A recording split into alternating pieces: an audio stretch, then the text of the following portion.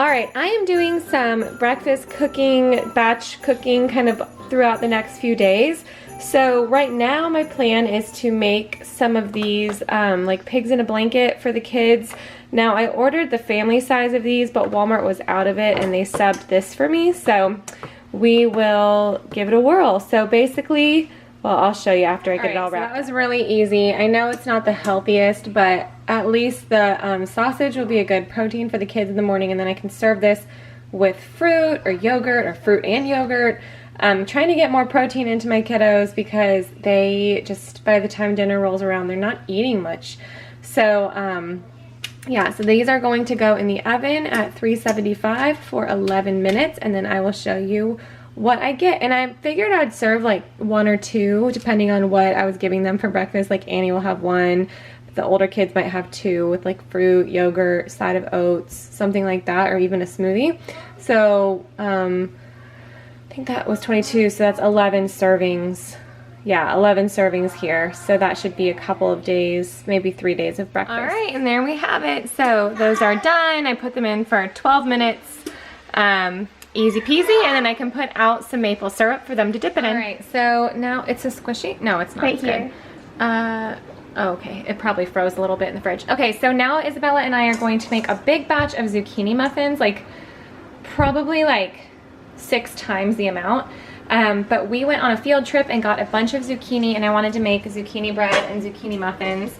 And then also we have all these like Halloween cupcake liners left, so I decided we'll just use all of this up, and this will be really great to have in the freezer during the holidays just because it's a little bit of a healthier alternative when we're eating tons of other like flour and sugar dense things, to have a little bit of veggie in it. So she's gonna shred this up, and then I will show you the process.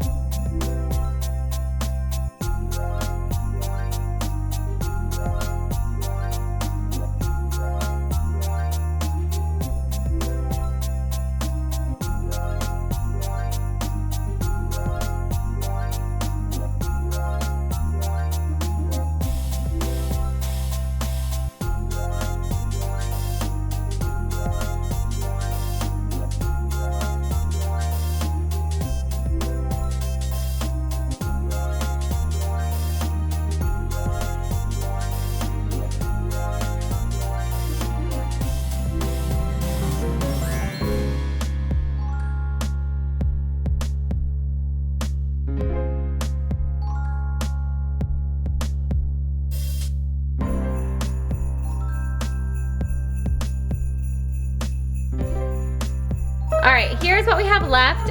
When they first came out of the oven, all 6 of us had one, and then we each had one with dinner tonight, so there were another dozen beyond this, and I think a couple of kids had a third one as well. So these are a big hit. I did want to say, I'll put the recipe below, but I modified this. I did like 5 times the recipe, although the recipe I used only made 1 dozen. So it made 5 dozen or so. But I used coconut oil in place of vegetable oil, and I did not put in the walnuts, and it turned out just fine with coconut oil. They're perfect. And I also probably only used about like a third of the amount. I think I put in 1 cup of mini chocolate chips, or maybe 3/4 cup. It's all I had left. The recipe called for a half a cup per, what's it called? Half cup per dozen. And so since I made 5 dozen, it should have been 2.5 cups, but 3/4 cup was literally just totally fine. Okay, so I'm just going to assemble some freezer smoothie packs. These are for individual smoothies because it is a little frustrating to pull all of this out for one smoothie, although we do make smoothies almost every day, and it doesn't really bother me to fill the blender, pull all this stuff out, and make enough smoothies for me and the 4 kids. But on days where John and I just need to grab and go. It's very frustrating, especially when we're trying to be quieter in the morning, to open the fridge 10 times and open all these containers. So, especially these containers. So what I'm gonna do is I'm gonna make up some single serve packs here. Spinach freezes well if you're gonna just put it right into a smoothie, but it doesn't really defrost if you freeze it raw. So I'll do about a cup of spinach in each one. And then a few handfuls, you know, well, I'll show you in a minute. Okay, I have an assembly line set up here. So every one of these little quart-sized freezer bags are gonna have 1 handful of spinach, and then because I'm making 12, I'm gonna divide each of these into fourths. So it's gonna have either some squash or sweet potato, so there's veggies in there, and then they're either gonna have a half a banana and some blueberries, or about a cup of this strawberry banana blend. Then I'm gonna put in the turmeric powder and the barley grass juice powder in teaspoons at the end. And then all we'll have to do is just dump this right into the blender with almond milk or water, depending on who wants to use what. Oh, and protein powder, which we keep over by the blender if we want to have protein powder. Sometimes we do, sometimes we don't. So I'm gonna go ahead and assemble. All right, so there are 12 here. This will last John and I a week, maybe 2, just depending on if I make, he'll have 1 every morning, and then I usually make smoothies for lunch. And if the kids want smoothies, then I won't use these bags, so, but at least a week. There are 12 here, and these are definitely plastic and definitely wasteful, but when we use plastic bags in the freezer, we reuse them multiple times, and so it just works out for this. This is the first time I've made them quart size. I usually make these in gallon size Ziploc bags, but I did have to purchase the quart size just for single serving, but trust me, we will reuse them. Now I'm gonna add in the turmeric powder and the barley grass juice powder, and John and I did just vote and say we think we can just add the protein powder. Why not? I mean, freezing preserves things. It's not like we would be tampering with anything. It's already like, you know, dried peas and hemp and all that, so no reason why putting that in the freezer shouldn't work. So I'm gonna add, John, do you usually use 1 or 2 scoops of protein? I usually do like 1.5. Okay, I'm gonna add 1 or 1.5 to each bag, and then if we want more, we can add another scoop when we're adding the liquid. Right, and there we have it. So I'm not even gonna label these because they'll be used within a couple weeks, and obviously we'll know the difference between the strawberry and the blueberry ones. And these are gonna go in the freezer now. This is a super easy one to assemble. I'm gonna do some freezer baked oatmeal. The original recipe for this is from Money Saving Mom, but I've really modified it, so I will link that below. But my daughter has a dairy sensitivity, and the more that we cut out, the more we notice it. So even for baked goods, when it's something that isn't like cake, really, I sub Ripple milk as much as I can. So the original recipe called for butter, but I use coconut oil in place, which it adds a good flavor to oatmeal anyway. So I'm doubling the recipe. So what I'm gonna do is 2/3 cup of coconut oil, 4 eggs. I'm not doubling the amount of sugar because my kids will either sprinkle some sugar or put a little maple syrup on top usually when we do the baked oatmeal. So I'm just gonna use probably about 1/2 cup of sugar. It calls for 3/4 for one recipe, but trust me, if you add anything to the top like fruit, you don't need that much. So instead of 1.5 cups, I'm just doing 1/2 cup. I'm gonna use 3 teaspoons of baking powder, so that's a tablespoon. A tablespoon, no, I'm not gonna use that much vanilla either. Probably like 2 teaspoons of vanilla, a couple teaspoons of cinnamon, a little bit of salt, and then I'm gonna do 2 cups of the Ripple milk and 6 cups of oats. So I'm gonna use these steel cut oats half and half with the old fashioned oats, just because the steel cut oats make the baked oatmeal a little bit heartier. So I'm gonna use these to lighten it up a little bit. And then I'm just gonna mix all that up and divide it up between these 4 pans here. So I'm gonna do that. And then these are just gonna freeze. All you literally do is just mix all that up, put them in these pans and freeze them, and then you just pull it out of the fridge the night before, let it thaw out, and you bake it at, let me see here. Did I write this down? Yeah, 350 for about 30 minutes, 35. So these are ready to go. Just wanted to say I barely fill these pans. That's why I get 4. If you want like a heartier portion, you can totally fill it up, but you get less pans of it. But to be honest, each one of these pans is about 1.5 cups of oats, and my kids will eat like, you know, one square. There will be leftovers for me as well. John doesn't eat breakfast with us. But I don't want to make too much because we will waste a lot. It's not really good. My kids don't love it when it's reheated. And I'll either cut up some apple slices and put it in and bake the apples on top, or we'll put some blueberries on top, or banana slices or something, and then we put it in a bowl and pour a little more Ripple milk on top of that. So it's like, you know, warm oatmeal with the milk on it. It's pretty hearty, so it's not like an oatmeal casserole. I don't really know how to explain it, but it's not like a cake consistency. It's just oats that are like stuck together, and then you kind of break it up when you eat it. So I'm making some smaller portions for that reason, and so that's why I was able to get 4. Okay, I'm embarrassed to be admitting this, but the only way to be authentically me here on my channel is to show you the not so organized side of myself.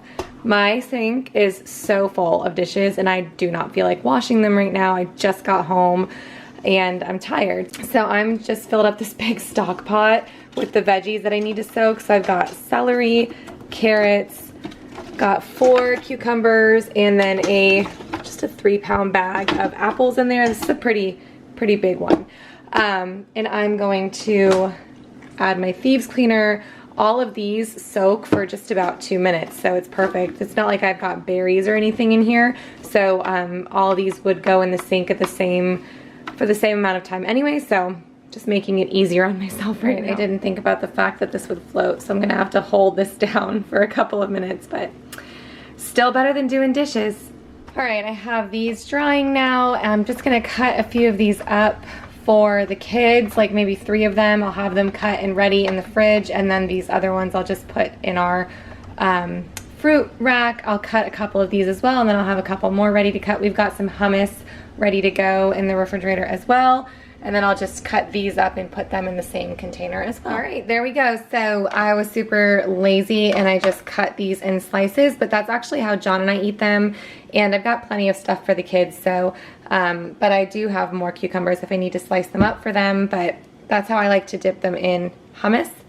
I've also got the apples here. Like I said, I like to put it like this so I can grab and go. If the kids want a snack during school, I'll just pull this right out of the fridge, and then I've got some carrots and celery. All right, last couple things I'm doing here. I am using this Kodiak Cakes mix. Oh, there's spinach back there.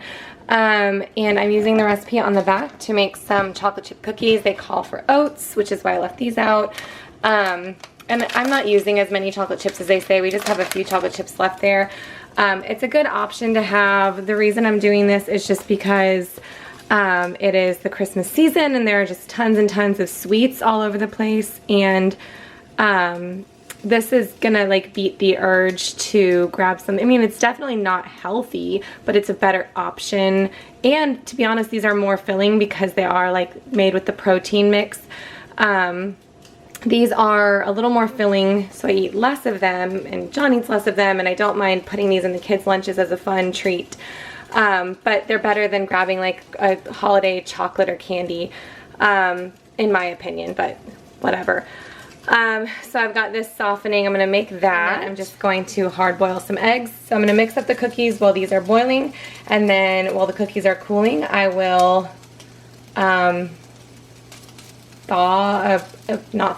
peel. Words are hard when it's late at night. I will peel these. All right, I'm gonna end the video here because everyone's going to sleep in my house. This was a single recipe with that Kodiak pancake mix, and it made 2 pans of small cookies. And then I've got such a mess going on in the kitchen, but you guys, get it done when you can, right? So I've got the eggs boiling over there. But yeah, everyone's going to sleep in my house, so I don't want to be talking anymore. So there's that. I hope you guys enjoyed this video and that it gave you a little bit of meal prep motivation if you need it. I know it's the holidays, and there's so many things. My biggest downfall at Christmas time and New Year's especially is not the meals, like the breakfast, lunches, and dinners. It's the snacking and the ease of like grabbing the cute holiday donuts and all those things, not even just for myself, but for my kids. So these are by no means super healthy recipes or really healthy options besides the produce, but they are a better substitute in my opinion for some things. And if I can do anything to swap out that urge to just give my kids a quick sugar-filled breakfast so I can get on with the holiday things that need to happen, then I will. So I hope you guys enjoy this video. If you like my meal prep videos, give this video a thumbs up, and I would love to do them more often. So let me know if you guys want to see more of these. I hope you enjoyed this little holiday twist on it, and I will see you guys soon. Bye.